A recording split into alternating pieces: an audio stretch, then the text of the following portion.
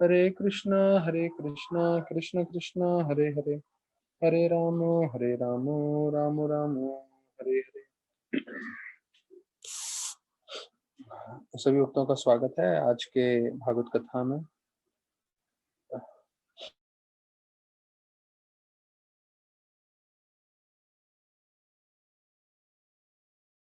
Bowl थे और वहाँ का जो एक न्यूज़पेपर था जिसका नाम था द विलेज वॉइस, उसमें एक आर्टिकल आया था, उसमें लेख आया था ये बतलाते हुए कि कैसे एक स्वामी आए हैं भारत से और वो प्रचार करना चाहते हैं और अमेरिका में वो एक मंदिर बनाना चाहते हैं जिस मंदिर में सबको प्रवेश होगा और हर कोई भक्ति कर सकता है और उससे जो भी लोग उनसे जुड़ेंगे तो उनका पूरा आध्यात्म की ओर वो प्रगति कर सकते हैं और भक्ति में जो है पूरा ज्ञान प्राप्त कर सकते हैं। तो वो आर्टिकल के जो लेखक थे हॉवर्ड जी, तो वो आए प्रभुपाद से एक बार मिलने के लिए। तो बताते हैं कि वो ढूंढते हुए आए इस बावरी में और जहाँ प्रभुपाद ठहरे थे वहां पे उन्होंने देखा कि बाहर लोगों का जूता पड़ा हुआ है। तो उनको लगा शायद जूता उतारना है कि नहीं, पर उनको थोड़ा शंका था और वो सीधा अंदर चले गए। अंदर गए और देखे कि कई लोग आराम से बैठे हुए थे, सब लोग अपना अपना कुछ कर रहे थे उस हॉल में और एक कर्टन के पीछे प्रभुपाद जो है वो बैठ के जप कर रहे थे। तो प्रभुपाद की तरफ उन्होंने देखा तो उन्होंने हेलो करके बोला प्रभुपाद को। तो प्रभुपाद ने बोला कि मैं स्वामी भक्तिवेदांत हूँ और उन्होंने बोला कि मैं हार्वर्ड स्मिथ हूँ और मैं आपसे मिलना चाहता हूँ। तो और वो पहला चीज उन्होंने बोला कि आप मुझे जूते उतारने हैं करके।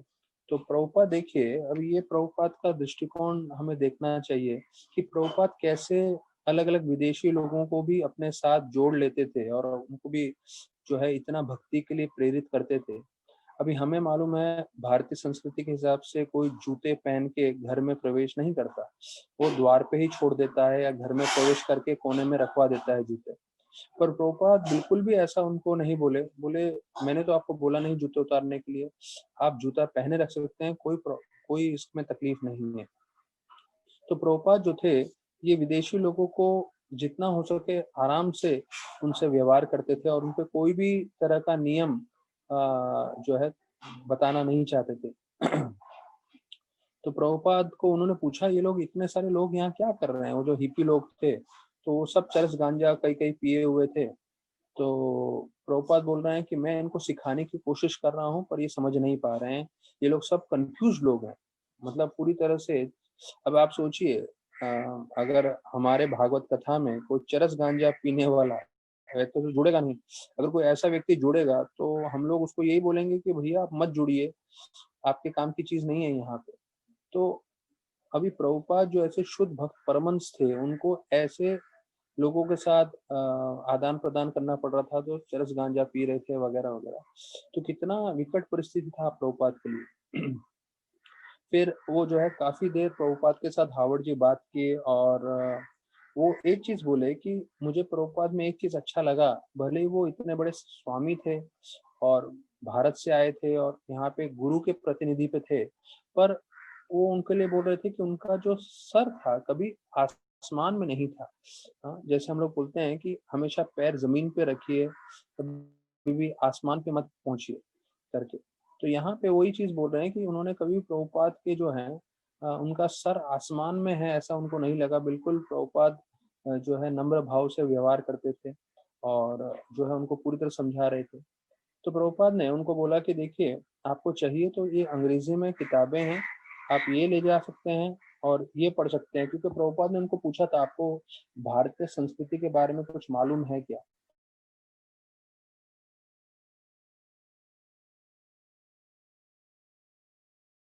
फिर भागवतम दिया था और बोला था ये पढ़ सकते हैं, इससे मालूम चल जाएगा। तो अभी ये जो हार्वर्ड थे वो समझ गए थे कि ये जिनसे मैं बात कर रहा हूँ वो बड़े सन्यासी तो हैं बट बड़े पंडित हैं, स्कॉलर हैं, उन्होंने किताबें लिखी हुई हैं। तो एक बहुत सम्मान उनके मन में आ गया था और प्रभुपाद उनको भी बोल रहे थे कि अ, हमारे जो है कुछ ही समय में जो है पूरे विश्व भर में मंदिर आ जाएंगे। हम्म, और ये प्रभुपाद की एक इच्छा भी थी और प्रभुपाद जिनको भी मिल रहे थे उनको ऐसा बता रहे थे कि हमारे कुछ ही समय में पूरे विश्व भर में मंदिर आ जाएंगे। एक तरह से क्योंकि प्रभुपाद ने एक बार कह दिया, क्योंकि वो शुद्ध भक्त थे, तो हम देखते हैं भविष्य में वास्तविक रूप में जो है पूरे विश्व भर में बहुत सारे मंदिर प्रभुपाद खड़े कर देते हैं। तो देखिए यहाँ पे जब प्रभुपाद हार्वर्ड जी से बात कर रहे हैं तब उनके पास कुछ नहीं था, लेकिन उस समय भी प्रभुपाद एक ही चीज बता रहे थे कि हमारे पास बहुत सारे मंदिर पूरे विश्व भर में हैं। फिर प्रभुपाद जो है यहाँ पे उनका जो है कीर्तन और प्रवचन जो है कर रहे थे, और यहाँ पे प्रभुपाद को अच्छा लग रहा था कि थोड़े लोग तो आ रहे हैं। भारत में तो उनको कोई उम्मीद नहीं थी, और यहाँ तक कि वो जो है चिट्ठियां लिख रहे थे सुमति मोरारजी को, अपने गुरु भाइयों को, इंडियन सेंट्रल गवर्नमेंट को, लेकिन उनको किसी से भी मदद नहीं मिल रहा। और पद्मपाद सिंघानिया जिन्होंने कृष्ण मंदिर अमेरिका में बनाने के लिए हाँ बोला था और उसके लिए वो पैसा भेजने वाले थे, तो प्रभुपाद जो है वहां से उन्होंने नई दिल्ली में रिजर्व बैंक ऑफ इंडिया में चिट्ठी लिखा। और चिट्ठी लिखने का उद्देश्य ये था कि भाई आप जो है फॉरेन करेंसी जो है रिलीज करिए, क्योंकि ये डोनेशन देना चाहते हैं जिससे मैं मंदिर यहाँ बनाना चाहता हूँ। तो प्रभुपाद बैठे हैं यहाँ मतलब बाउरी में और ऐसे चरस गांजा पीने वाले लोगों के बीच में, लेकिन प्रभुपाद का कितनी तीव्रता से प्रभुपाद की बुद्धि चल रही थी। प्रभुपाद यहाँ बैठ के दिल्ली के रिजर्व बैंक ऑफ इंडिया को चिट्ठी लिख रहे हैं कि आप फॉरेन एक्सचेंज रिलीज करिए। उनकी तरफ से चिट्ठी आया कि भाई आपको इंडियन एम्बेसी में जाना पड़ेगा वॉशिंगटन में, और फिर वहां से आपको फाइनेंस मिनिस्टर को जो इंडियन सेंट्रल गवर्नमेंट में वहां पे आपको चिट्ठी लिखनी पड़ेगी। तो प्रभुपाद ने ऐसे भी किया। और तब तक ये सब चल रहा था, उसके बीच में उनके गुरु भाई थे, उन्होंने बोला प्रभुपाद को आप वापस आ जाइए, क्योंकि अगर आप वापस आएंगे तो आप यहाँ से गवर्नमेंट का सैंक्शन करवा पाएंगे, और जो सिंघानिया जी पैसा देना चाहते हैं तो पैसा ट्रांसफर कराने में आप सक्षम हो पाएंगे। तो आपके आने से ही ये होगा करके, आपके अलावा और कोई नहीं कर सकता। अभी प्रभुपाद के पास वापस से एक चीज आ गया था कि मैं वापस इंडिया चले जाऊं और ये जो है पैसा ट्रांसफर कराऊं और फिर वापस अमेरिका आऊं। तो प्रभुपाद इस बात को स्वीकार नहीं किया, और प्रभुपाद सुमति मोरारजी को चिट्ठी में बोले कि मुझे अभी अमेरिका नहीं छोड़ना है और वापस अमेरिका छोड़ के इंडिया आऊं और इंडिया से वापस आऊं ये ठीक नहीं है, क्योंकि यहाँ पे मैंने हफ्ते में 3 दिन जो है मैं प्रवचन कर रहा हूँ, और यहाँ पे काफी अमेरिकन लड़के हैं जो संकीर्तन में और भक्ति में भाग ले रहे हैं, और ये सब वैष्णव बनने वाले हैं। तो इसलिए मैं ये जो कार्यक्रम है वो मैं रोकना नहीं चाहता। अब इसके बीच में कहीं से तो एक ब्रह्मचारी थे जिनका नाम था मुक्ति ब्रह्मचारी। वो शायद प्रभुपाद से एक आध बार मिले हैं, और वो बहुत उत्साहित हो गए प्रभुपाद के साथ जुड़ने के लिए अमेरिका में। वो उनके गुरु भाई के ही शिष्य थे, और उन्होंने एक चिट्ठी लिख दी प्रभुपाद को कि मुझे आपको आके जुड़ना है। तो प्रभुपाद तो अवश्य जो है किसी को भी अपने साथ जुड़ने के लिए स्वीकार कर रहे थे, और प्रभुपाद को तो चाहिए था लोग मदद करने के लिए, क्योंकि प्रभुपाद खुद बोलते हैं कि ये एक आदमी का कार्य नहीं है पूरे विश्व में मंदिर खड़ा करना, और अमेरिका में भी। तो उन्होंने फिर बोला कि मुफ्ती को एक चिट्ठी लिख के कि आप अपने गुरु को बोलिए, जो उनके गुरु भाई थे, कि आप वो मदद करें फॉरेन एक्सचेंज गवर्नमेंट से रिलीज कराने में। तो वो मुफ्ती ने वापस लिखा कि अरे मैं अपने गुरु से परमिशन लेने जाऊंगा, हो सकता है वो मेरा अमेरिका जाने का कार्यक्रम ही कैंसिल कर दे। तो प्रभुपाद थोड़े नाराज हो गए और उनको जवाब में चिट्ठी लिखे, बोल रहे हैं क्या आपको लग रहा है अमेरिका में प्रचार करना मेरा खुद का मेरा निजी कार्य है क्या? ये भक्ति सिद्धांत श्री ठाकुर का इच्छा था कि पूरे विश्व भर में सब जगह मंदिर हो जहाँ रूप रघुनाथ का जो शिक्षण है उसका प्रचार हो। तो मैं उनके लिए कार्य कर रहा हूँ, और पैसा तैयार है, अभी हमें जो है मिल के काम करना है। यहाँ तक कि जो फाइनेंस मिनिस्टर है वो भी मदद करेंगे। आप मैं चाहता हूँ कि आप अपने गुरु महाराज से बात करें और वो मुझे मेरे को कोऑपरेट करें, मेरे को मदद करें, जिससे हम ये कार्य कर सके, क्योंकि ये कार्य मेरा खुद का कार्य नहीं है, ये मेरे गुरु महाराज हमारे गुरु महाराज भक्तिसिद्धांत सरस्वती ठाकुर की इच्छा थी। तो वो फिर बोलते हैं प्रभुपाद कि मेरी जो इच्छा है और जो गुरु महाराज की तुम्हारे गुरु महाराज की इच्छा है, हम दोनों की इच्छा एक ही है। जो हमारे परम गुरु हैं भक्तिसिद्धांत सरस्वती ठाकुर, उनके विदेश में प्रचार फैलाना जो उनके मन में था वो सार्थक करना। तो बोले अगर हम लोग मिलके कार्य करेंगे तो बहुत अच्छा होगा। तो फिर मुक्ति जी जो हैं अपने गुरु महाराज से पूछे, और जैसे उन्होंने सोचा था उनके गुरु महाराज ने उनका अमेरिका जाना कैंसिल कर दिया, और यहाँ तक कि उन्होंने प्रभुपाद जी को भी कुछ खास मदद नहीं किया। और बताया जाता है कि पद्मपाद जो थे सिंघानिया, उन्होंने भी फिर जैसे फॉरेन एक्सचेंज में भी मुश्किल हो रहा था तो वो भी उनके तरफ से भी डोनेशन नहीं आया। यहाँ तक कि यहाँ पे वर्णन आ रहा है कि प्रकाश शाह जो सेक्रेटरी थे इंडियन एम्बेसी के, उन्होंने बता दिया कि फॉरेन एक्सचेंज में बहुत मुश्किल हो रहा है करेंसी ट्रांसफर करने में, तो मैं चाहूंगा कि आप अमेरिका में रहते हुए अमेरिका में ही जो है डोनेशन इकट्ठा करिए और उससे मंदिर बनाइए। तो स्पष्ट रूप से उन्होंने भी मना कर दिया। तो प्रभुपाद ने जो मुक्ति ब्रह्मचारी को जो चिट्ठी लिखा था, तो उसमें प्रभुपाद ने अपना जो उनके दृढ़ संकल्प था वो उन्होंने यहाँ वर्णन किया है। तो प्रभुपाद बोलते हैं कि कोई कामयाब होगा, कोई कामयाब नहीं होगा, सक्सेस और फेलियर, हाँ कामयाबी या असफलता दोनों होने वाली है। यहाँ तक कि प्रभुपाद बोलते हैं कि नित्यानंद प्रभु जब प्रचार कर रहे थे जगाए मधाई को, तो पहली बार जब उनको प्रचार करने गए थे तो वो भी असफल हुए थे, यहाँ तक कि उनको चोट भी लग गई थी। लेकिन अगर आप वास्तविक रूप में देखा जाए तो ये दोनों जगाई मधाई और नित्यानंद प्रभु के लिए, दोनों के लिए महान लीला थी। तो वैसे ही कभी कभी कोई कामयाब होगा, कोई असफल होगा, पर इससे भक्ति का कुछ लेना ना देना नहीं है। हमें संपूर्ण रूप से दिल लगा के भक्ति करनी चाहिए। अब ये यहाँ पे वर्णन कर रहे हैं, अगर जो है कृष्ण भक्ति अमेरिका में प्रारंभ होना है तो वो जो है इंडिया के गवर्नमेंट से मदद नहीं मिलेगा, इंडिया का कोई जो है बड़ा डोनर मदद नहीं करेगा, यहाँ तक कि कोई ब्रह्मचारी भी नहीं आ पा रहा है। तो ये सिर्फ प्रभुपाद ही अकेले कर पाएंगे। ये कृष्ण भगवान का जो है ऐसा लीला था। तो अभी कई बार मैंने भी सुना है प्रवचन में कि देखिए विश्व भर में हमारी संस्कृति की स्थापना किसने की? ये अमेरिकन लोगों ने। हाँ, प्रभुपाद ने उनको प्रचार किया, लेकिन इन विदेशी लोगों ने जो है हमारी जो गीता भागवत का जो भक्ति का जो ज्ञान है वो पूरे विश्व में बांटा, और हमारे भारतीय लोग जो हैं वो कुछ नहीं कर रहे थे। तो ये 1970 की बात है, तब 1965 65 66 की बात चल रही है। और उसके बाद आज आप देखेंगे तकरीबन तकरीबन 50 साल हो चुके हैं इस बात को, 1970 से भी पकड़े तो अभी 2020 में। तो उस समय अमेरिका से प्रचार प्रारंभ हुआ और विदेशी भक्त सबसे ज्यादा थे, और भारत में बहुत कम भक्त थे। पर 50 साल बाद 70 से 75% भक्त सिर्फ इंडिया में, और भी विदेश में भक्त कम है। लेकिन प्रभुपाद की जो इच्छा है कि विदेश में भी प्रचार हो, तो उसके लिए बहुत सारे भक्त अभी भी संघर्ष कर रहे हैं 2020 में भी। तो फिर यहाँ पे प्रभुपाद लिख रहे हैं कि मैं उन्होंने सुमरती मोरारजी को एक चिट्ठी लिखा और उसमें बोला कि मैं अंतर्राष्ट्रीय कृष्णा भावनामृत संघ यहाँ पे स्थापना कर रहा हूँ, यहाँ अमेरिकन लड़के लड़कियों के साथ। तो प्रभुपाद ने स्पष्ट बता दिया कि कैसे उनकी जो इच्छा है कृष्ण भक्ति की स्थापना करने की, वो तो यहीं पे लड़के लड़की जो जुड़ रहे हैं हिप्पी, उनके साथ में पूरा संस्था बनाने की कोशिश कर रहा हूँ। तो अभी देखिए प्रभुपाद के जीवन में वापस से एक बहुत बड़ा तूफान आने वाला है, और हमें सबको समझना है कि प्रभुपाद ने कितने मुश्किलों को झेला है।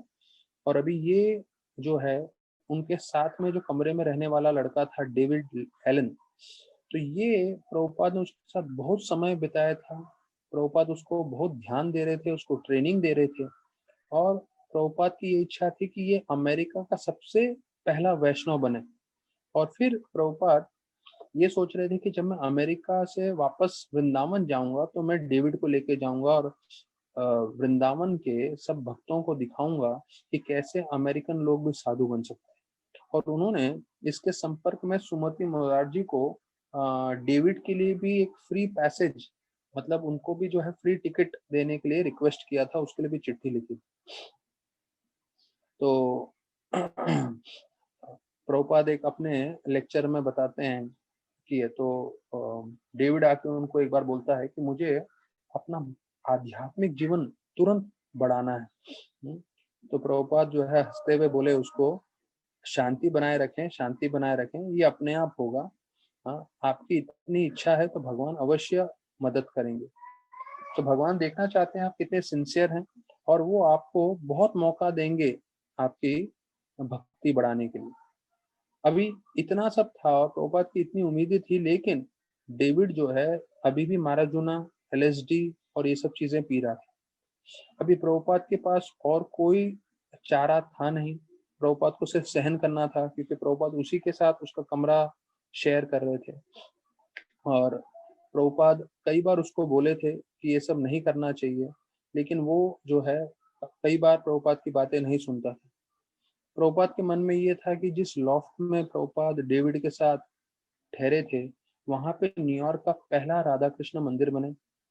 भले ही आसपास के लोग इतने अच्छे नहीं हैं, लेकिन प्रभुपाद के मन में ये इच्छा थी कि मैं जयपुर या वृंदावन से विग्रह लेकर आऊं राधा कृष्ण का, और यहाँ पे उसकी स्थापना करूं, और बावरी में पहला मंदिर बन जाए। और उसके लिए प्रभुपाद सोच रहे थे जो डेविड लड़का है वो काफी मुझे मदद करेगा। लेकिन वो जो है अपनी बुरी आदतें छोड़ नहीं रहा था। तो प्रभुपाद उसको, डेविड को मदद करने की कोशिश कर रहे थे, पर डेविड जो है दिन ब दिन काफी विचलित रहता था और वो नशे में रहता था, तो जिसके कारण उसका जो है बर्ताव भी बहुत भयंकर होता, कई बार हो रहा था। तो हाँ, प्रभुपाद एक बार बैठे हुए थे, तब वो एकदम से आ गया और प्रभुपाद की तरफ घूर घूर के देखने लगा। तो उस वक्त जो है डेविड पूरी तरह से पागल हो गया था चरस गांजा के असर में। अ, अभी प्रभुपाद जो है इसको वृंदावन ले जाने वाले थे और इसको ये दिखाने वाले थे ब्रजवासियों को कि देखिए कैसे ये अमेरिकन वैष्णव बन चुका है। पर वो सब प्रभुपाद के मन में विचार था, पर अभी उनके सामने जो है वो बिल्कुल एक पागल व्यक्ति की तरह खड़ा था, और वो चिल्लाने लगा प्रभुपाद पे। और प्रभुपाद समझ में आ गया कि भाई ये इतना उसने चरस गांजा लिया हुआ है, उसके असर में है ये, और अभी इसके साथ कुछ भी बात करना संभव ही नहीं है। और यहाँ तक कि वो प्रभुपाद पे आक्रमण भी कर सकता था, वो इतना नशे में था। तो प्रभुपाद जो है तुरंत वो कमरा छोड़ दिए। यहाँ तक कि प्रभुपाद अपने जो टाइपराइटर है, अपनी किताबें हैं, वो भी नहीं लिए, तुरंत उतर के आ गए। और लोगों को लगा कि हाँ, प्रभुपाद जो है कई बार इधर से ऊपर नीचे करते रहते थे, पर इस बार जब प्रभुपाद नीचे उतरे थे, उन्होंने देखा था ये डेविड लड़का पागल हो चुका है चरस गांजा के असर में। तो अभी जब प्रभुपाद उतरे, प्रभुपाद को मालूम नहीं था वो कहाँ जाएंगे, पर प्रभुपाद को एक चीज मालूम था, अगर मैं वहां रहूंगा तो ये डेविड नशे की हालत में मेरे पे भी आक्रमण कर सकता है। तो अपनी जान बचाते हुए प्रभुपाद नीचे उतरे। तो अभी यहाँ से एक अलग पहलू हम देखते हैं कि प्रभुपाद का संघर्ष कितना और बढ़ते जा रहा है, कि प्रभुपाद किस तरह से जो है ऐसे जो है डेविड जैसे लोगों के साथ जो है अपना जान जो है इतना जोखिम में रखते हुए भी प्रचार कर रहे थे। तो आगे क्या होगा वो हम कल के इसमें चर्चा करेंगे। आज उत्पन्न एकादशी है। तो मैं आप लोगों को बता दूं, शायद मुझे भी इतना ध्यान नहीं था, मुझे कल ही आप लोग को बताना चाहिए था। पर आज का जो एकादशी है, उत्पन्न एकादशी, वो काफी मुख्य एकादशी है, क्योंकि आज के दिन ये जो एकादशी है, एकादशी का प्राकट्य दिन है। देखिए हम महीने में 2 बार एकादशी पालन करते हैं, पर एकादशी का प्राकट्य कब हुआ था, वो आज के दिन हुआ था। तो अब आज हम उसके ऊपर कथा सुनेंगे पूरे विस्तार में, कि कैसे आज के दिन जो है इन एकादशी जो है देवी का प्राकट्य हुआ था, वो कृष्ण भगवान स्वयं बताने वाले हैं। लेकिन ये सबसे महत्वपूर्ण एकादशियों में से आज का एकादशी आता है। तो उसके ऊपर बताते हैं कि सूत गोस्वामी ने पहले बोलना चालू किया। कृष्णा जो पूर्ण पुरुषोत्तम भगवान है, वो इस उत्पन्न एकादशी, उत्पन्न देखिए, उत्पन्न शब्द का मतलब है जो अ, जो है उत्पन्न होना, बनाना, बनना। तो आज का दिन से एकादशी बनना चालू हुआ था, एकादशी व्रत पालन होना चालू हुआ था। तो कैसे वो हम जानते हैं, सुनते हैं अभी इसके बारे में। तो बोलते हैं कि जो भी इस कथा के बारे में सुनता है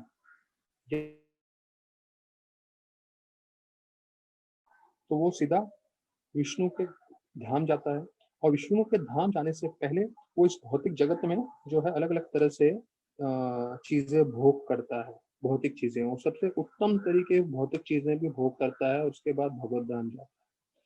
तो अर्जुन ने जो है कृष्ण भगवान से पूछा, वो जनार्दन आप मुझे इस एकादशी के बारे में आप बताइए, इस एकादशी के बारे में जो नियम होते हैं कैसे पालन करना होता है और इसको पालन करने के क्या फल प्राप्त होते हैं। अच्छा, अभी एकादशी का ध्यान रखिएगा, जैसे मैंने आप लोगों को पहले भी बताया हुआ है, अलग अलग स्तर है एकादशी का। स्तर मतलब आप जिस तरह से फास्टिंग कर सकते हैं, तो अधिकांश समय जब शास्त्र में हम देखेंगे तो शास्त्र में तो संपूर्ण रूप से फास्टिंग करने के लिए बताएंगे, और संपूर्ण रूप से जो है पूरे रात जागरण करने के लिए बताएंगे। पर ये सब चीजें हमें देखना है कि हमारे स्तर पे कितना संभव हो सकता है। अर्थात अगर हम एकादशी का प्रसाद दिन में 2 बार प्राप्त करके हम जो है भगवान का माला करके भागवत सुन के करते हैं तो वो भी प्रामाणिक है। क्योंकि इतने साल मैं मंदिर में था तो राधानाथ महाराज जो है उन्होंने कभी भी ऐसे निर्जल फास्टिंग करना है करके रिकमेंड नहीं किया। यहाँ तक कि हम जो किताबें पढ़ रहे हैं प्रभुपाद का, तो प्रभुपाद एक आध जगह पे बताते हैं कि हाँ, एकादशी के दिन अगर आप फास्टिंग करें तो ये तपस्या है और ये हमारे आध्यात्मिक जीवन के लिए अच्छा है। पर प्रभुपाद ने कहीं पे ज्यादा जोर नहीं दिया है कि नहीं ज्यादा से ज्यादा भक्तों को फास्टिंग करना चाहिए। प्रभुपाद ने जोर दिया है कि हमें चैंटिंग करना चाहिए, हमें जप करना चाहिए, हमें कथा सुनना चाहिए। और भक्तिसिद्धांत ठाकुर ने स्पष्ट बताया था कि अगर आप फास्टिंग कर रहे हैं और आप में कमजोरी आ रही है और कमजोरी के कारण आप सो रहे हैं, तो इससे अच्छा बेहतर है कि भक्तिसिद्धांत ठाकुर बोलते थे आप अनाज खाइए। अब हमें खाना नहीं है अनाज, पर मैं आपको जस्ट बता रहा हूँ कि हमारे आचार्यगण ने क्या सिखाया है। वो बोलते थे आप अनाज खाइए लेकिन प्रचार करिए, सोइए मत जाके। एकादशी के दिन सोना नहीं होता है, हमें ज्यादा से ज्यादा समय कृष्ण भक्ति में कृष्ण सेवा में लगाना है। तो यहाँ पे अलग अलग चीजें आएंगी, पर हमें समझना है कि हमारी क्षमता अनुसार हमें ज्यादा से ज्यादा भगवान का नाम जप, हमें ज्यादा से ज्यादा भगवान की कथा सुनने में मन लगाना चाहिए एकादशी के दिन। तो कृष्ण भगवान अर्जुन को बोलने लगे कि ये जो एकादशी का दिन है, जिसको बोलते हैं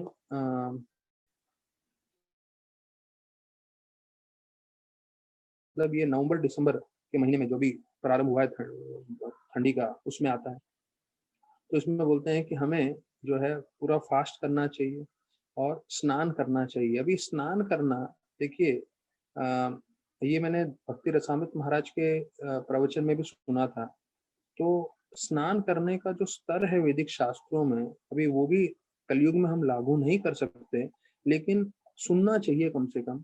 सबसे उत्तम स्नान होता है जब कोई बहती हुई नदी में स्नान करता है, हाँ, तो वो सबसे अच्छा स्नान होता है। नहीं तो फिर कोई छोटे से सरोवर में, और अगर वो भी ना हो तो फिर कुएं में, कुएं के जल से। तो ये जो हम लोग हमारे बाथरूम में, वो भी अटैच बाथरूम में, क्योंकि अगर आप कुछ साल पहले देखेंगे तो टॉयलेट बाथरूम भी अलग थे, वो घर के साथ नहीं रहता था, मतलब कुछ साल पहले। अभी हमको बहुत कन्वीनियंट लगता है अटैच टॉयलेट बाथरूम है, पर शास्त्रों के हिसाब से देखा जाए तो वो इतना शुभ नहीं माना जाता है, वो इतना स्वच्छ नहीं माना जाता है। मतलब ये जो चीजें हैं स्नान करने के, और ये थोड़े अलग जगह पे होने चाहिए। फिर ये सिर्फ शास्त्रों में बताया गया है, जब पर मैंने जैसे आपको बताया कि भाई बम्बई में रहना है, प्रैक्टिकल रहना है, तो हमें जो भी हो सकता है उसको लेके चलना है। तो बोलते हैं कि हमारे पूर्व जन्म के जितने भी पाप हैं वो पूरा नष्ट करता है ये एकादशी, और हमें भगवत धाम लेके जाता है। तो बोलते हैं आज के दिन हमें जो है भगवान को अच्छा से अच्छा व्यंजन बना के अर्पण करना चाहिए, भगवान को फूल अर्पण करने चाहिए, और घी का दिया भगवान को अर्पण करना चाहिए।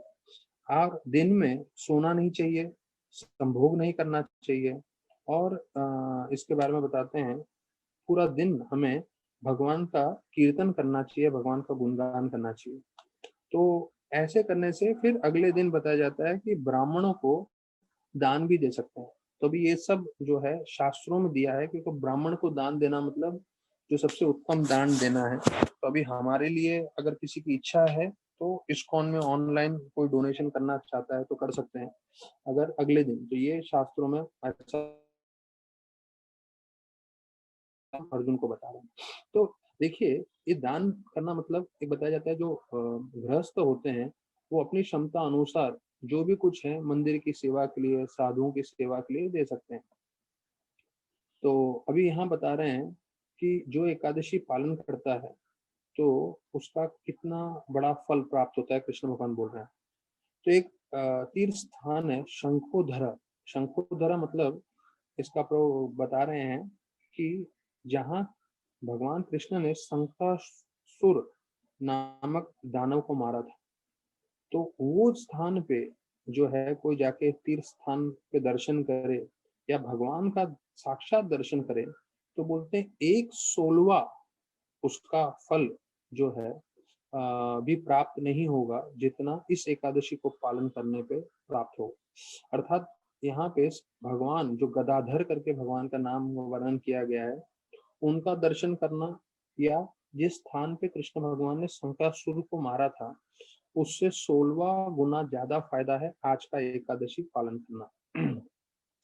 अच्छा, अभी ये जो है थोड़ा जो लोग दान करने में रुचि रखते हैं उनके लिए बताया गया है कि अगर कोई सोमवार के दिन दान करता है, ध्यान रखिएगा, सोमवार के दिन जब पूरा चंद्रमा हो, सोमवार का दिन और पूरा चंद्रमा हो, तो उसको 1 लाख गुना ज्यादा फायदा होता है। ध्यान रखिए ये चीज।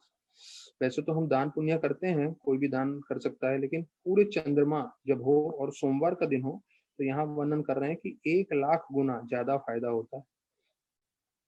और फिर बोलते हैं संक्रांति, जो अभी 14 जनवरी को आने वाला है, संक्रांति का दिन होता है, तो उस दिन वो अगर दान करता है तो उसको 400,000 टाइम्स, मतलब 4 लाख गुना ज्यादा फायदा होता है।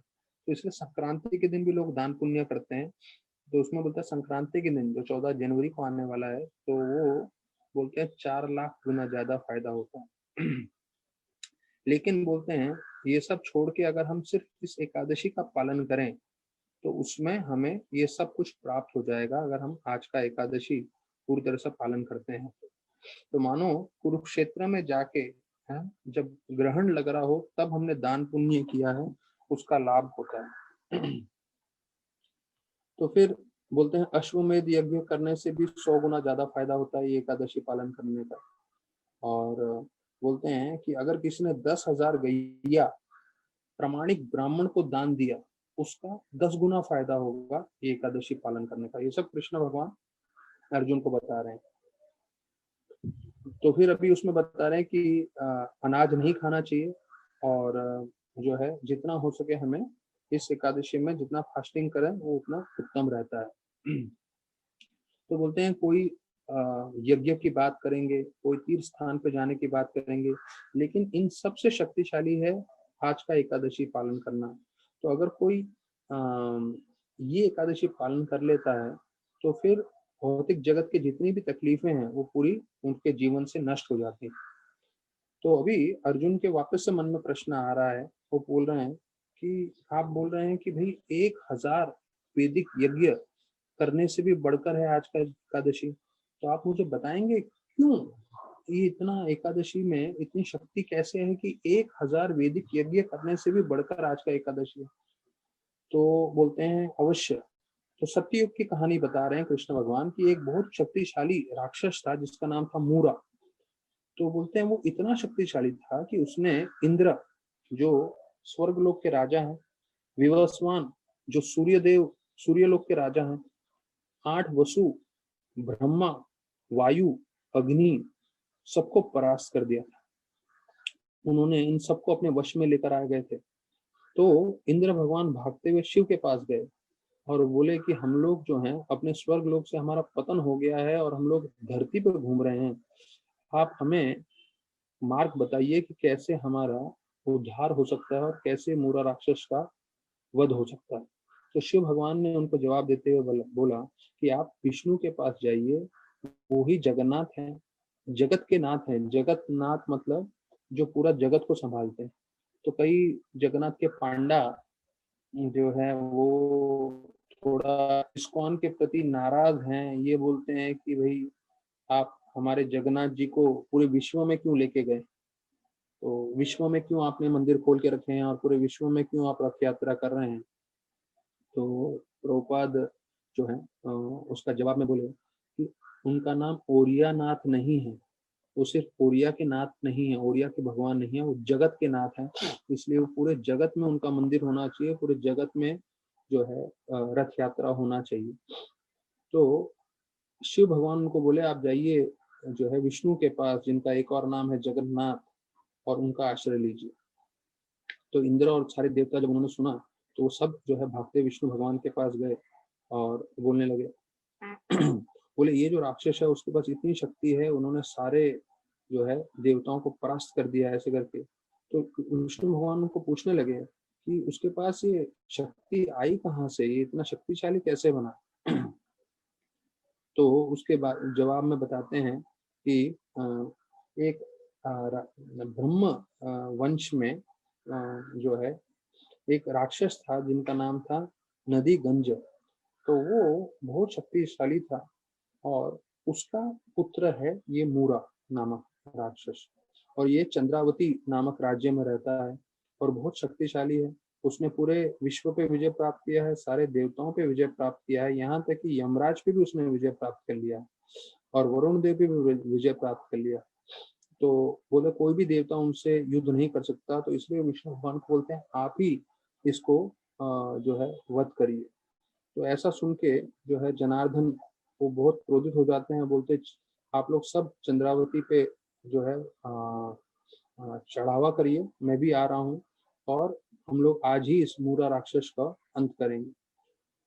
तो जब मूरा ने देखा कि उनके राजपाट पे इन देवताओं का फिर आक्रमण हुआ है, तो उन्होंने अपने अस्त्र शस्त्र लिए और पूरी तरह से देवताओं पे आक्रमण ऐसा तेज गति से करने लगे, सारे देवतागण जो है भाग गए अपनी जान बचाते हुए।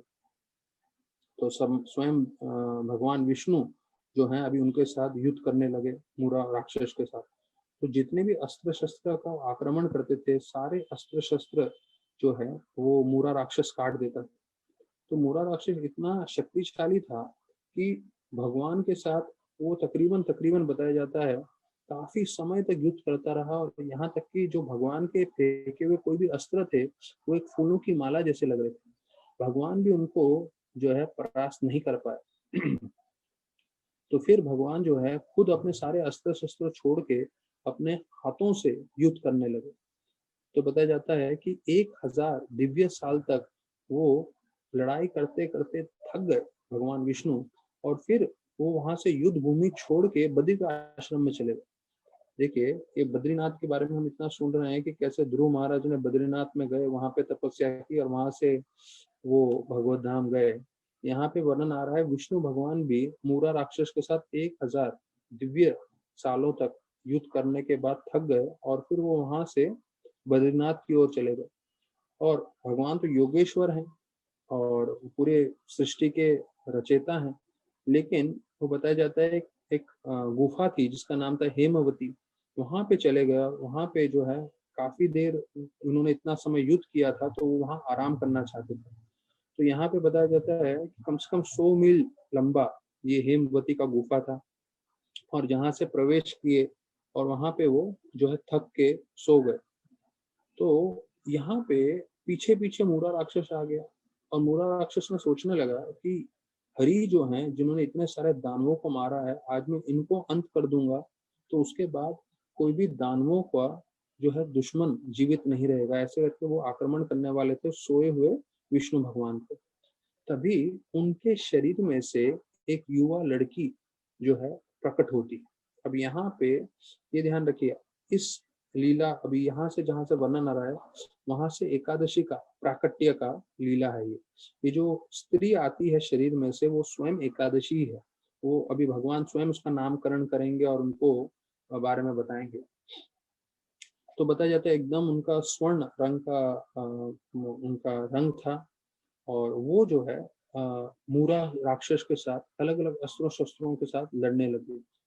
तो मूरा जो है वो खुद जो है चौंक गया था, क्योंकि उसके सामने कोई देवता टिक नहीं पा रहे थे और यहाँ तक कि भगवान विष्णु भी थक के चले गए थे।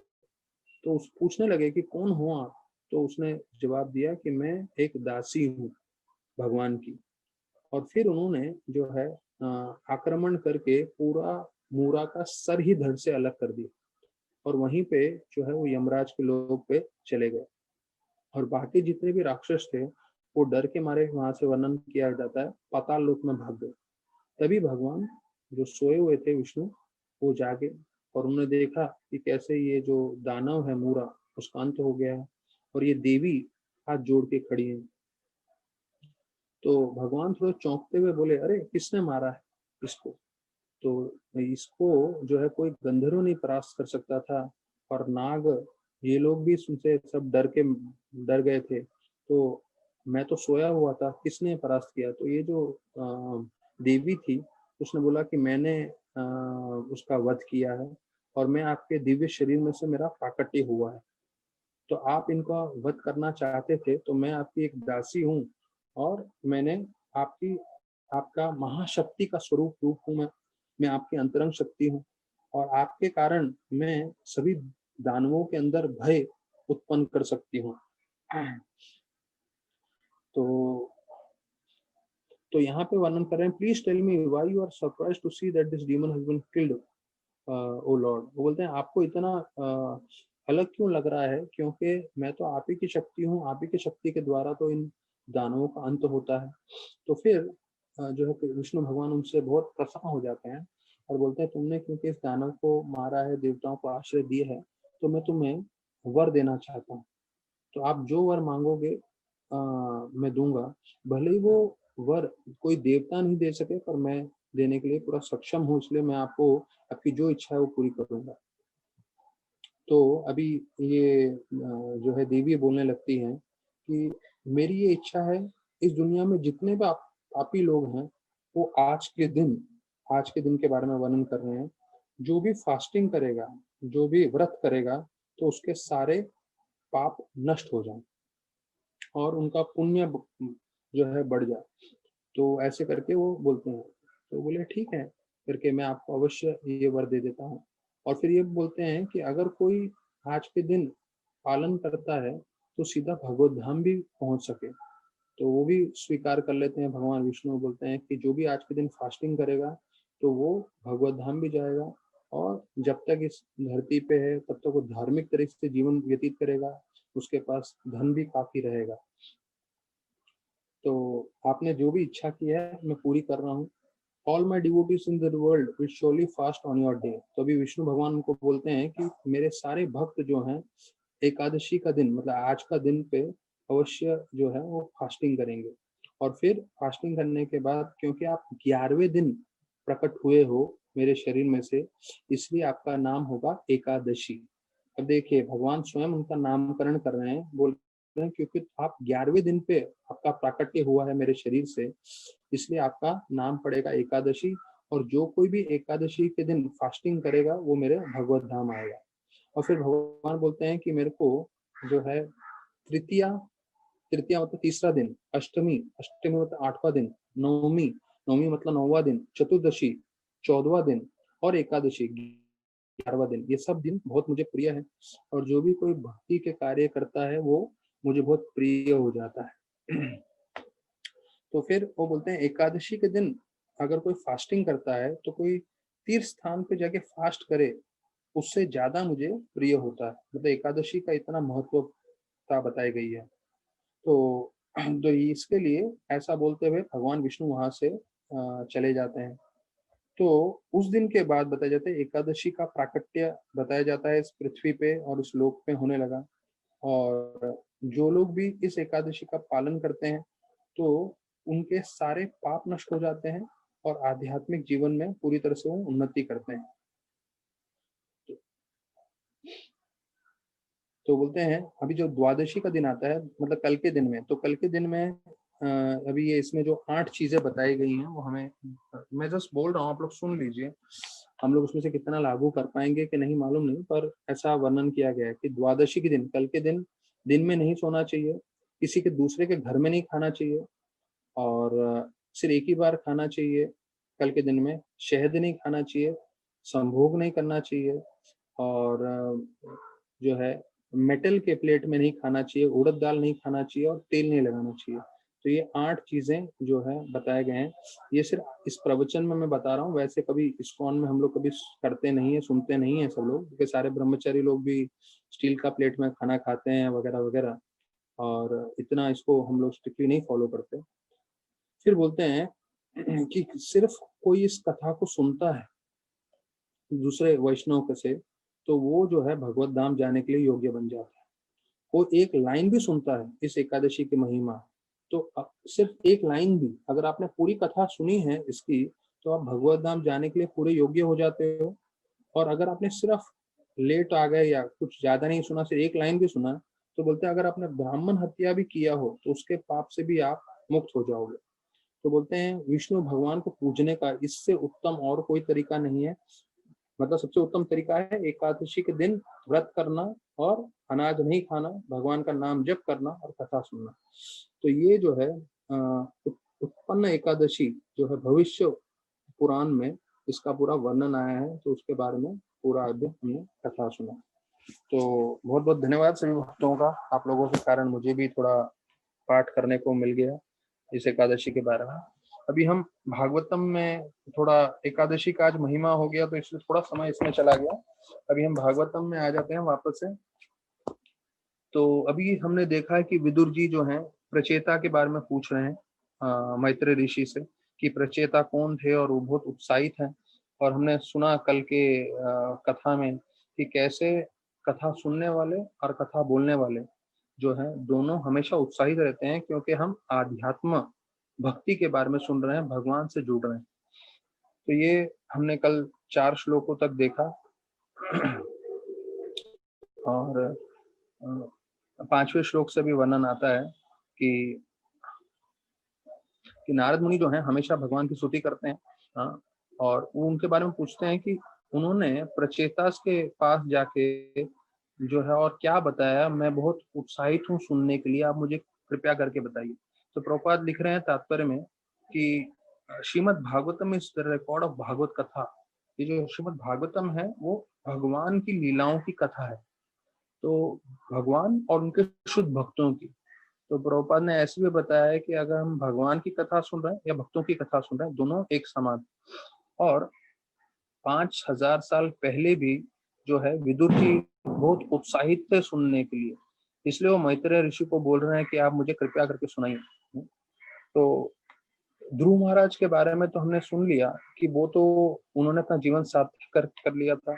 उनके पुत्र थे, अभी 6ठे श्लोक से वर्णन आ रहा है। अभी देखिए 6 से 20 श्लोकों में जो है, 6 से 20 मतलब पूरे 15 श्लोकों में वर्णन आएगा अभी 13वें अध्याय के, कि ध्रुव महाराज के जितने भी वंशज हैं, तो उन वंशज के जितने नाम हैं तो वो हम सुनेंगे अभी।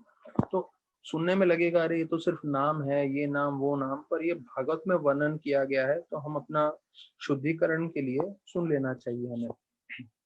तो अभी यहाँ बताया जाता है कि उनका जो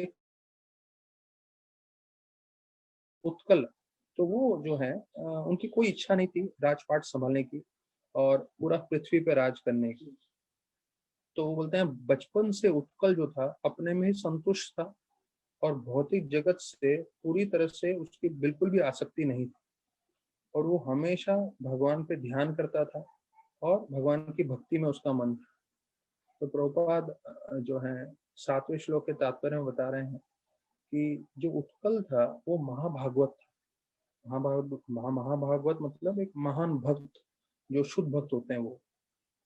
तो उसके बारे में बताते हैं कि जो एक बहुत महान भक्त होते हैं वो सभी जगह भगवान को देख लेते हैं और सभी चीजों में भगवान को देखते हैं। मतलब वो जब भी किसी चीज को देखते हैं उसमें वो भगवान को ही देखते हैं।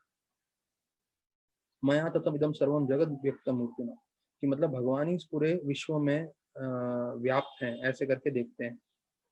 तो महाभागवत बताते हैं कि वो हमेशा भगवान को देखते हैं और भगवान भी ऐसे हमेशा महाभागवतों का चिंतन करते रहते हैं। तो अभी मुझे एक कथा याद आ रही है कि एक बार हनुमान जी को एक भक्त जाके बोलते हैं कि अरे राम जी के पास राम जी के पास अयोध्या में मैं गया था और वहां पे मैंने देखा कि आपका नाम, उनके पास एक किताब है बहुत मोटी सी, उसमें उनके सारे भक्तों का नाम लिखा हुआ है।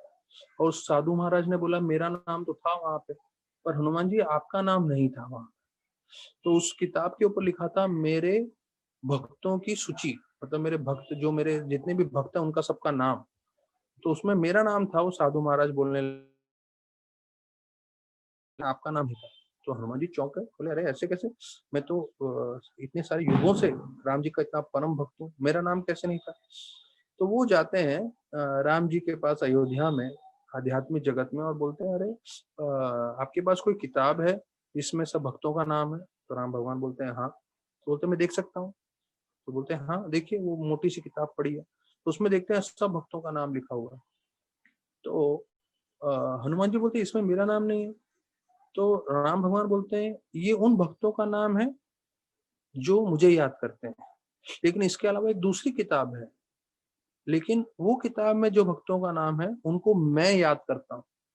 तो राम भगवान बोलते हैं एक दूसरी किताब, एक छोटी सी किताब होती है उनके पास, जो वो अपने सीने के पास रखते हैं, और वो बोलते हैं ये किताब में जितने भी भक्तों का नाम है उन भक्तों को मैं स्वयं याद करता हूँ। तो वो किताब निकाल के हनुमान जी को दिखाते हैं, और सबसे उत्तम में सबसे पहला हनुमान जी का नाम होता है। तो देखिए जो है कई भक्त भगवान को याद करते हैं, लेकिन भगवान भी अपने शुद्ध भक्तों को हमेशा ध्यान करते हैं, स्मरण करते हैं। ये हनुमान जी के लीला से हमें हम सुनने को मिलता है। तो अभी यहाँ पे हम बताते हैं कि उत्कल जो है वो पहले ही मुक्त थे, वो हमेशा आध्यात्म के स्तर पे थे। तो जैसे आध्यात्म के बारे में बताया जाए तो जो है वेदांत सूत्र में जो है हाँ, अलग अलग जगह पे बताया गया है एक एक वाक्य। जैसे बोलते हैं ओम आनंदमयो अभ्यासा, अर्थात जो जीव है वो हमेशा आनंद की खोज में है। और ओम आनंदमय अभ्यासात मतलब कि भगवान हमेशा आनंद में रहते हैं, और क्योंकि हम भगवान के अंश हैं, हम भी हमेशा आनंद में रह सकते हैं अगर हम भगवान से जुड़े रहें तो देखिए वेदांत सूत्र का श्लोक में आ रहा है कि भगवान हमेशा, जो हमने सुना है भगवान सच्चित आनंद है, तो वैसे ही जीव भी सच्चित आनंद है। तो हम भी हमेशा आनंद में रह सकते हैं अगर हम भगवान से हमेशा जुड़े रहें तो बताते हैं जन्मादस्य यथा, अर्थात भगवान के द्वारा पूरा सृष्टि का निर्माण होता है, पूरा सृष्टि जो है वो बनाते हैं, चलाते हैं, और वही विनाश करते हैं। तो यही चीज ब्रह्मा जी भी, जो हम ब्रह्मा संहिता के श्लोकों में चर्चा करते हैं, तो वो वर्णन कर रहे हैं। ब्रह्मा जी 17वें श्लोक में बोलते हैं सृष्टि स्थिति प्रलय साधन शक्तिरेक छाये वयस्य भुवनानि विवर्त दुर्गा इच्छानुरूपमपि यस्य च ते सते स गोविंदमादि पुरुषम तमहं भजामि। तो बोलते हैं ये जो है भगवान की माया जो है वो किसके समान है, उनकी छाया के समान। तो छाये वयस्य, छाया मतलब जो हम शेडो बोलते हैं, परछाई बोलते हैं। तो बोलते हैं जो माया शक्ति है वो भगवान की परछाई के समान है, और उसको इस भौतिक जगत में दुर्गा के नाम से प्रसिद्ध है। और वो इस सृष्टि को बनाती भी है, संभालती भी है, और विनाश भी करती है। ये भगवान का ही एक अंश है जो है दुर्गा देवी, जो छाया के समान। और उनके पति देव, तो उसके बारे में अगले श्लोक में बताते हैं, 18वें श्लोक में बोलते हैं, वो है शिव भगवान के बारे में।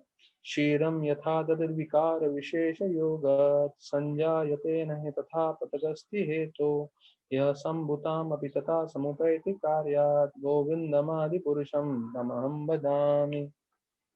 तो अभी देखिए इस श्लोक में बता रहे हैं कि भगवान शिव और विष्णु किसके समान है। क्षीरम, क्षीरम मतलब भगवान दूध के समान है विष्णु, और शिव जो है वो दही के समान है। तो जैसे दूध में विकार आ जाता है तो वो दही बन जाता है, तो वैसे ही शंभुताम, तो शिव जो है वो भगवान विष्णु के ही रूप हैं, लेकिन विष्णु से अलग हैं। अब देखिए दूध से दही बन सकता है, दही से दूध नहीं बन सकता। तो वैसे ही विष्णु भगवान से शिव बन सकते हैं, पर शिव से विष्णु नहीं बन सकते। तो ये 18वें श्लोक में है। तो यहाँ पे जो है बताया गया है जन्मादस्यतः। देखिए, हमने ब्रह्म संहिता के ब्रह्मा जी के श्लोक में सुना कि कैसे विष्णु भगवान के द्वारा दुर्गा देवी का जो है प्राकट्य होता है, विष्णु भगवान के द्वारा शिव जी का प्राकट्य होता है, और उनके पुत्र हैं ब्रह्मा जी। तो जन्मादस्यतः उनके द्वारा पूरा सृष्टि में सब कार्यकलाप हो रहे हैं, सब कार्य उनके द्वारा हो रहे हैं। तो अब यहाँ पे इनके बारे में वर्णन कर रहे हैं कि कैसे वो पूरी तरह से भक्ति में लीन थे, और भक्ति इतनी शक्तिशाली है, वो उसको एक अग्नि के समान माना जाता है। तो अग्नि में आप कुछ भी डालें तो पूरा जल जाता है। तो बोलते हैं उसी तरह से अगर हमारे पाप और अनर्थ हैं, हम जैसी भक्ति से जुड़ जाते हैं तो पूरी की तरह से जो है वो खत्म हो सकते हैं। तो प्रभुपाद जो है भगवत गीता के श्लोकों में का वर्णन कर रहे हैं, ब्रह्म भूता प्रसन्न आत्मा न सोचित न कांचति सम सर्वेषु भूतेषु मद भक्ति लभते कर। अर्थात कि जो ब्रह्मन भगवान से जुड़ जाता है तो हमेशा आनंदित रहता है। वो ना कोई इच्छा करता है, ना ही वो कभी दुखी होता है। वो हमेशा समानता बनाए रखता है, और क्योंकि वो पूरी तरह से भक्ति में स्थिर हो जाता है। और यही चीज चैतन्य महाप्रभु ने शिक्षाष्टकम में भी सिखाया है। प्रभुपाद बता रहे हैं, ये हम 8वें 9वें श्लोक में चर्चा कर रहे हैं, तो उसका पूरा वर्णन कर रहे हैं कि चेतो दर्पण मार्जनम बहु महादावाग्नि दवापनम श्रिया केरवा चंद्रिका वितरणम विद्या वधुजन। तो प्रभुपाद बता रहे हैं कि ये जो भक्ति योगा का मार्ग है वो सबसे उत्तम है, और उसमें सबसे मुख्य चीज बताया गया है भगवान का नाम जप करना। तो देखिए, चैतन्य महाप्रभु ने जो पहला श्लोक बताया, अब देखिए हम भागवतम चर्चा कर रहे हैं रोज, कितने महीनों से चर्चा कर रहे हैं। वही कृष्ण भगवान जिन्होंने 700 श्लोक गीता के हम चर्चा करते हैं, वही कृष्ण भगवान जिन्होंने जो है पूरा भागवत जो उनसे उनका ही रूप है, वही कृष्ण भगवान चैतन्य महाप्रभु के रूप में आके सिर्फ 8 श्लोक बताए। और उसमें से पहला श्लोक है नाम जप के ऊपर, कि अगर हम नाम जप करते हैं तो नाम जप इतना शक्तिशाली है, वो हमें पूरी तरह से जो है शुद्धिकरण करा सकता है और हमें भक्ति से जोड़ सकता है। तो चैतन्य महाप्रभु सिर्फ 8 श्लोक दिए, अगर हम 8 श्लोक अच्छे से समझ लें तो वो पूरी गीता समझने के बराबर है, पूरा भागवत समझने के बराबर है। इतना चैतन्य महाप्रभु ने पूरा कंडेंस करके पूरा ज्ञान 8 श्लोक में दे दिया है। तो प्रभुपाद बताते हैं, आप भक्ति में तरक्की कर रहे हैं कैसे मालूम चलेगा। प्रभुपाद बोलते हैं कि जितना आप भक्ति में तरक्की करेंगे, आप भौतिक चीजों से आपकी आसक्ति उतनी ही कम हो जाएगी।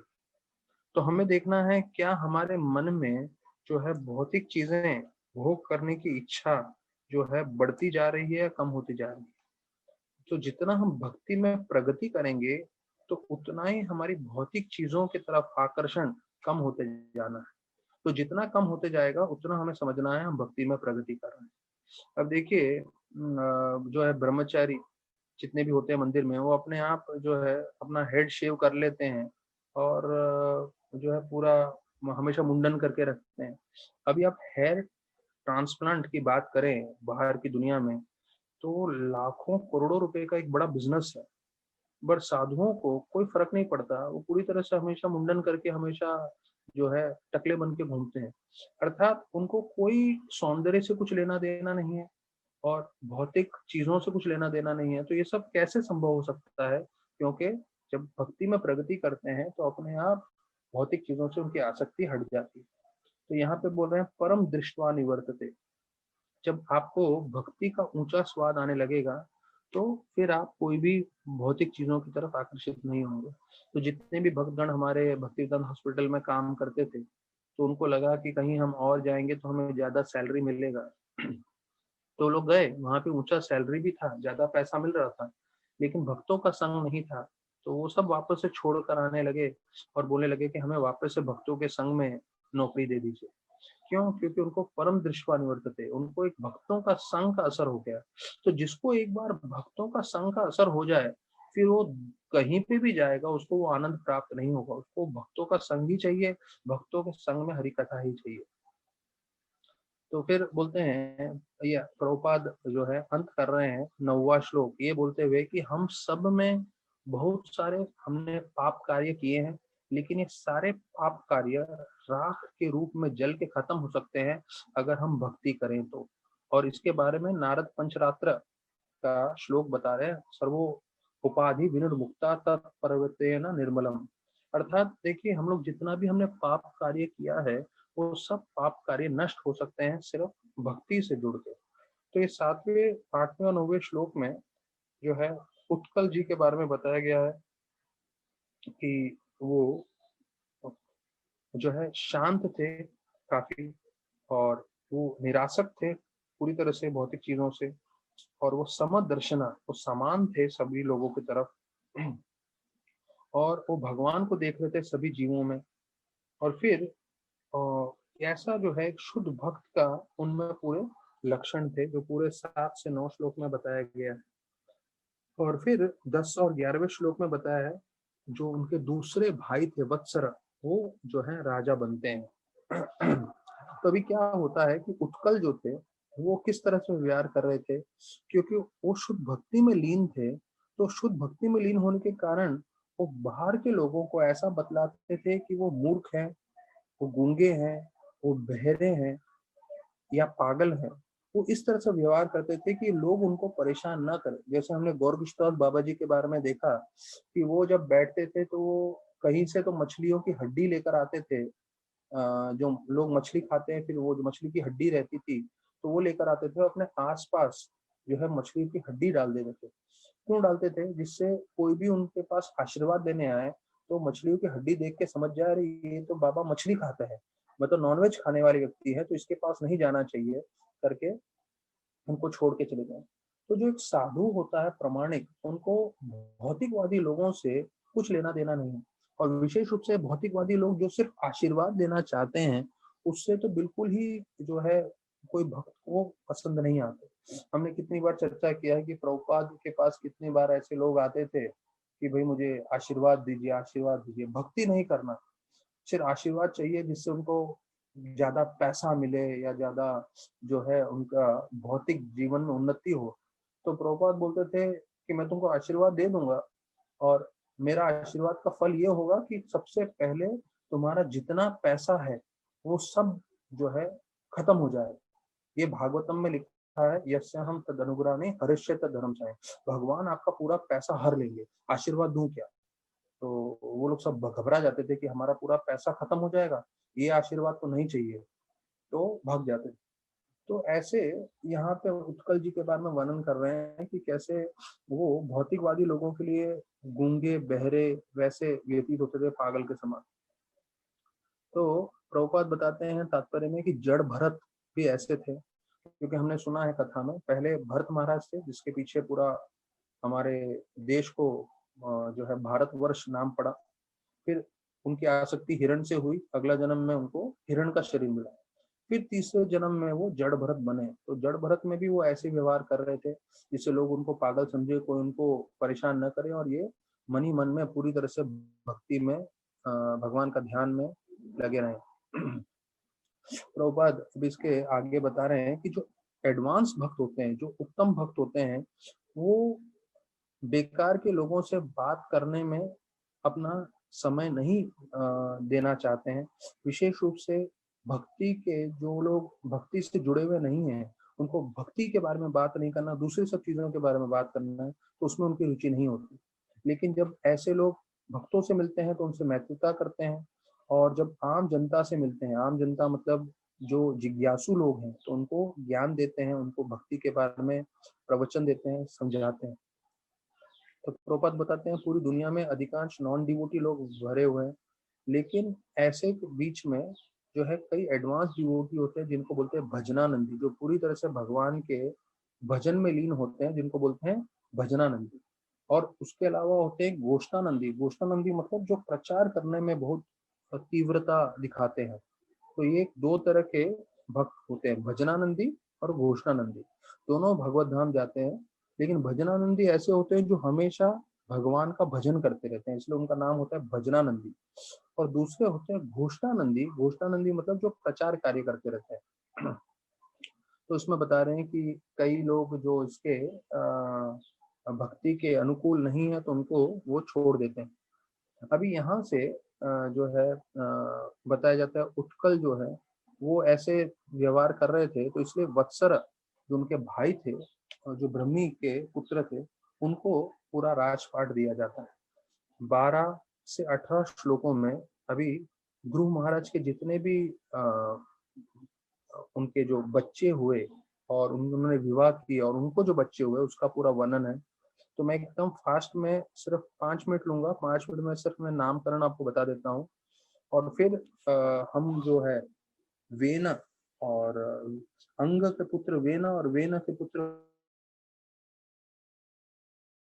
वो विष्णु भगवान के अवतार हैं, जिसके ऊपर अभी हमारा मैंने बताया 13वां और 14वां अध्याय पूरा पृथु महाराज के ऊपर जो है ये है, तो वो हम चर्चा करेंगे उसके बाद। और फिर पृथु महाराज की जो वर्णन है कहानी वो पूरे विस्तार में हम आगे 4-5 अध्यायों में पढ़ेंगे।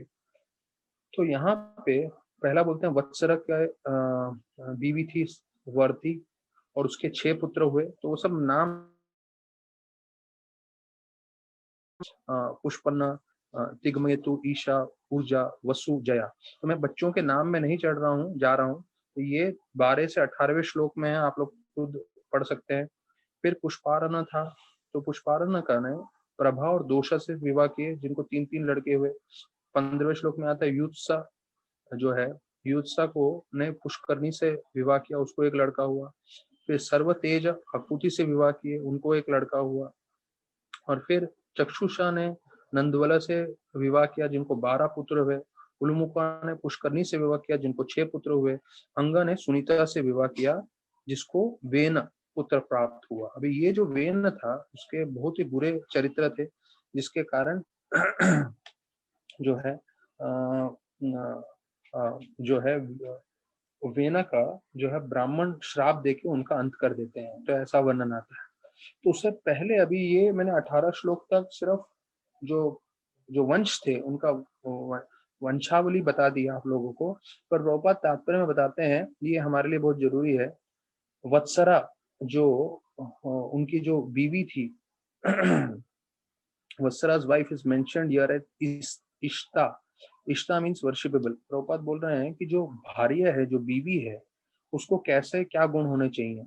वो हमेशा पति का सुनना चाहिए और वो हमेशा शुद्ध रहनी चाहिए, उसको हमेशा अपने पति से प्रेम दिखाना चाहिए।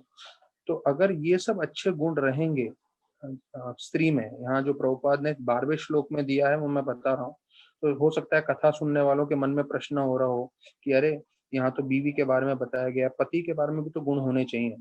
तो प्रभुपाद ने दूसरी जगह बताया है पत्नी का काम है पति को सेवा करना और पति का काम है कृष्ण की सेवा करना। अभी फिर दूसरा प्रश्न आ जाएगा कि अरे पति अगर कृष्ण के भक्त न हो तो फिर भी बीवी को कृष्ण की सेवा करते रहना है, क्योंकि कृष्ण भक्ति जो हमारा जीवन का उद्देश्य है वो हर परिस्थिति में करना है। तो बोलते हैं यहाँ पे अगर किसी को अच्छा गृहस्थ आश्रम चाहिए, अगर पति पत्नी में अच्छा प्रेम भाव होना चाहिए, अच्छे गुण होंगे इस तरह से जैसे बताया गया है, तो उनका जीवन शांति में रहेगा और ऐसे शांतिमय परिवार में अच्छे बच्चों की उत्पत्ति होगी और उस परिवार में सब लोग संतुष्ट रहेंगे और सब प्रगतिशील रहेंगे। प्रभुपाद लिखते हैं thus the whole family is happy and prosperous। मतलब आप खुश भी रहोगे और आप जो है भौतिक रूप से तरक्की भी करोगे अगर आप ये नियम के हिसाब से अपना जीवन व्यतीत कर रहे हैं। तो ऐसे करके पूरे 18वें श्लोक तक जो है हमने चर्चा किया अभी। और फिर जो है 19वें 20 श्लोक में अभी वर्णन आएगा कि कैसे वेना का मृत्यु हो जाता है, ब्राह्मण कैसे श्राप देते हैं, तो उसके ऊपर हम कल चर्चा करेंगे। तो जैसे मैंने बताया था आज एकादशी का दिन है, तो एकादशी के दिन थोड़ा हम जो कथा है विस्तार पे लेके जाएंगे, थोड़ा आगे लेके जाएंगे आज का कथा हम। तो अभी हम जर्नी होम सुन लेते हैं राधानाथ महाराज का कि कैसे महाराज वृंदावन पहुंचे। और मुझे खुद को वो कथा बहुत अच्छी लगी कल की, जो एक साधु उनको लिख के बोलते हैं चौक पे कि लोग हमें पागल समझते हैं, पर वास्तविक रूप में हम पागल हैं कृष्णा के लिए। और महाराज की तरफ मुस्कुराते दिखते हुए बोलते हैं कि अगर आप भी थोड़ा समय यहाँ रहोगे वृंदावन में, आप भी पागल हो जाओगे। तो ये चीज मतलब मैंने जैसे चर्चा किया है, तो प्रभुपाद ने आर्टिकल लिखा था कि हम लोग बोलते हैं दुनिया वाले पागल, और जो दुनिया वाले हैं वो बोलते हैं भक्तों को पागल। तो प्रभुपाद ने आर्टिकल लिखा था, आखिर पागल है कौन? मतलब हमें, हम लोग जो है उनको पागल बोलते हैं, वो लोग हमको पागल बोलते हैं। तो प्रभुपाद स्पष्ट बताए थे, देखिए हम लोग सब आत्मा है, और पूरी दुनिया ये बात नहीं समझते हुए शरीर के स्तर पे जो है कार्य कर रही है। तो वो लोग जो हैं वो पागल हैं, क्योंकि वो लोग अपने आप को शरीर समझते हुए जो है कार्य कर रहे हैं। तो इसके कारण वो लोग गलत हैं और हम लोग सही हैं करके प्रभुपाद ने संक्षेप में बताया था। अभी प्रभुपाद जो है ये बता रहे हैं कि वहाँ पे दूसरे उत्सव थे, तो दूसरे उत्सव में जब भाग ले रहे थे, तो जो उनके मित्र गैरी थे, उनको लगा अरे यहाँ कहाँ हम लोग भीड़ भाड़ में आ गए हैं, हमें वृंदावन जाना चाहिए, वृंदावन से निकल के जाना चाहिए पहाड़ों पे एकांत में। पर राधानाथ महाराज को वृंदावन बहुत ज्यादा आकर्षित लग रहा था, तो उन्होंने गैरी को बोला एक काम करते हैं, मैं कुछ दिन यहाँ रहता हूँ, उसके बाद हम लोग ब्रह्म घाट हरिद्वार में मिलेंगे, वहां से हम दोनों मिलकर साथ में अमरनाथ जाएंगे। तो सही, ये उन्होंने दोनों में निश्चय हो गए थे, दोनों अलग अलग रास्ते पे गए। तो महाराज बताते हैं कि मैंने देखा वृंदावन में कोई भी विदेशी थे नहीं।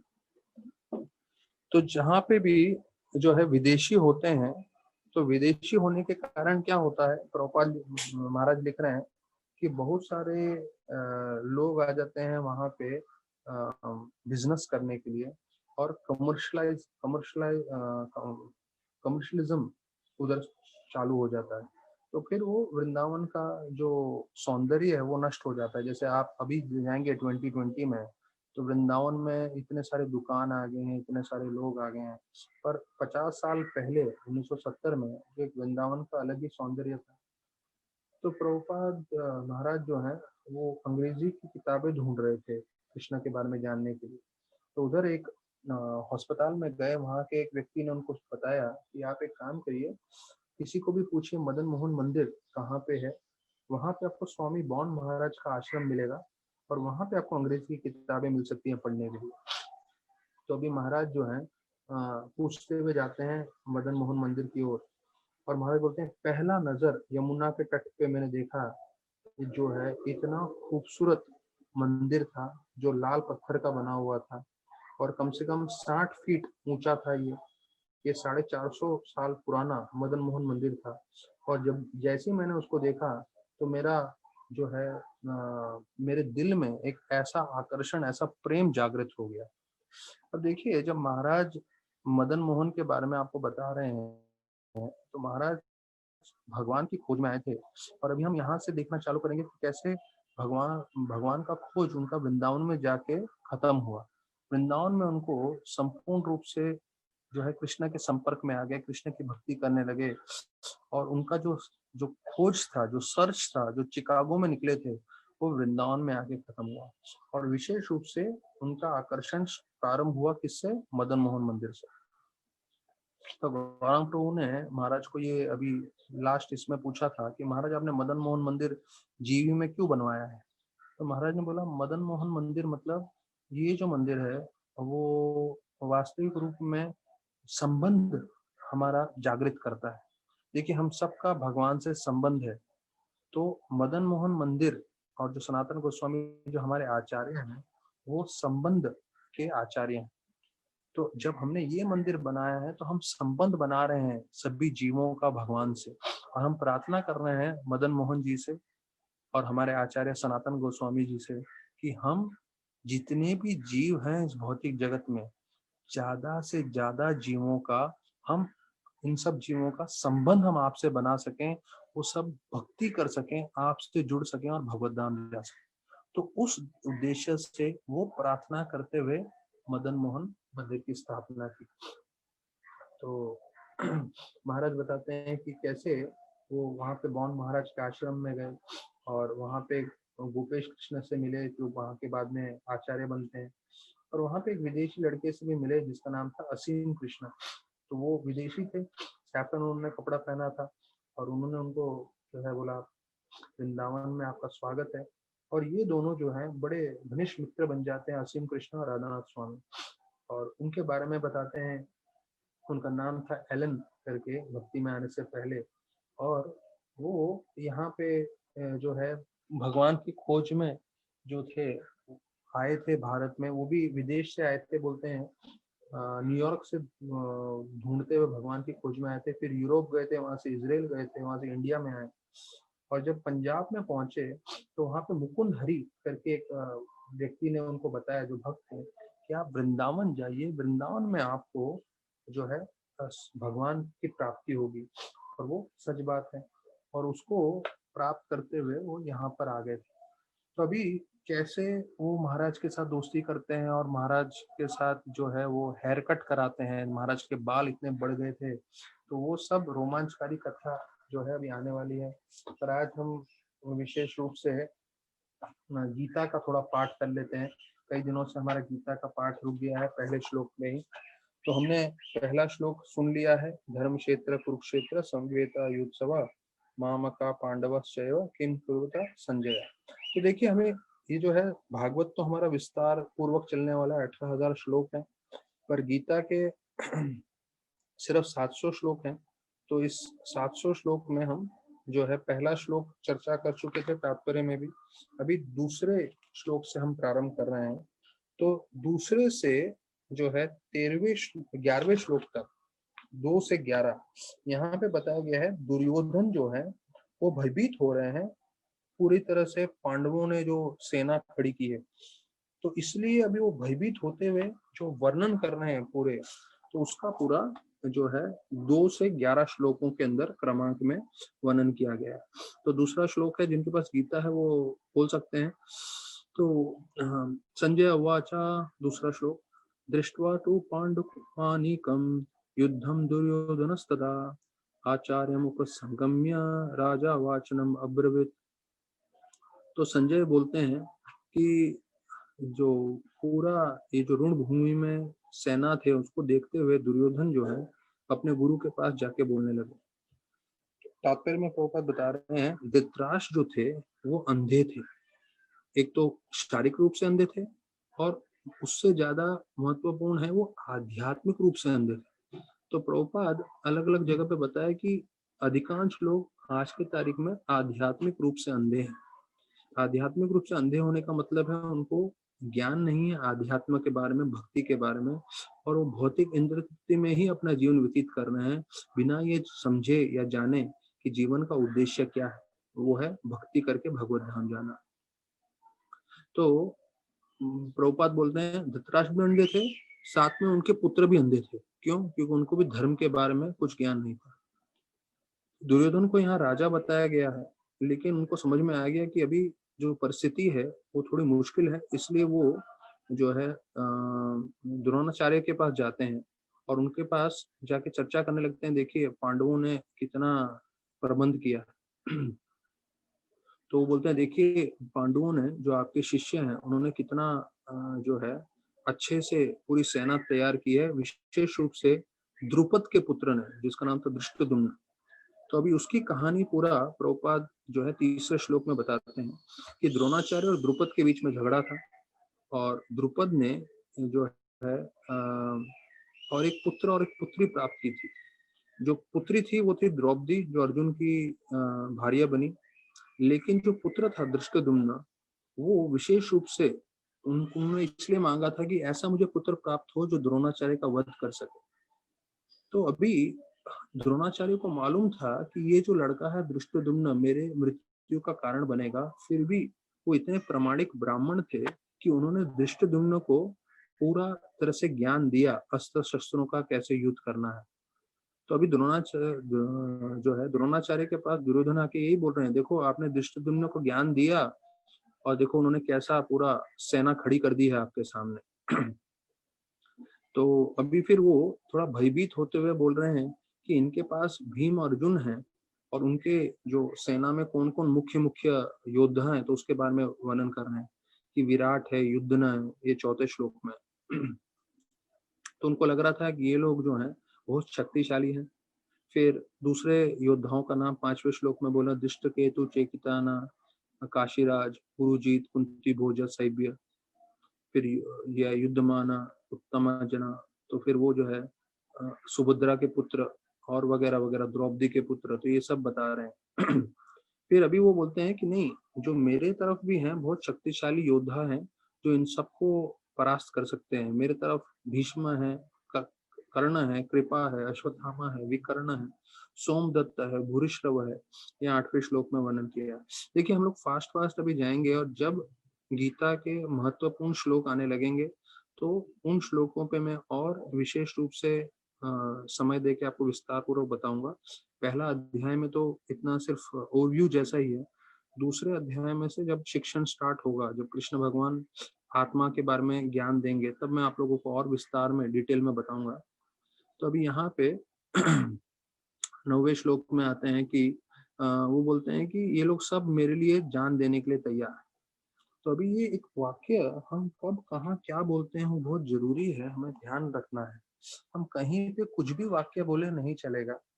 जैसे यहाँ पे 9वें श्लोक में दुर्योधन के मुंह से निकल जाता है, ये सब योद्धा मेरे लिए जान देने के लिए भी तैयार है। तो प्रभुपाद तुरंत तात्पर्य में लिखते हैं कि ये पहले से ही उन्होंने भविष्यवाणी कर ली थी कि ये सारे के सारे योद्धा जो है मेरे लिए जान देंगे। क्यों? क्योंकि वो मेरे लिए युद्ध करने हैं, मेरी तरफ आए हैं। तो वो लोग हैं जो है मृत्यु के घाट उतरेंगे मेरे लिए। तो कभी भी हमें जो शब्द बोल रहे हैं तो बहुत ध्यानपूर्वक बोलना चाहिए। जैसे हाल ही में गौरव प्रभु बता रहे थे कि एक ड्रामा चल रहा था मंदिर में, तो बच्चों का ड्रामा था।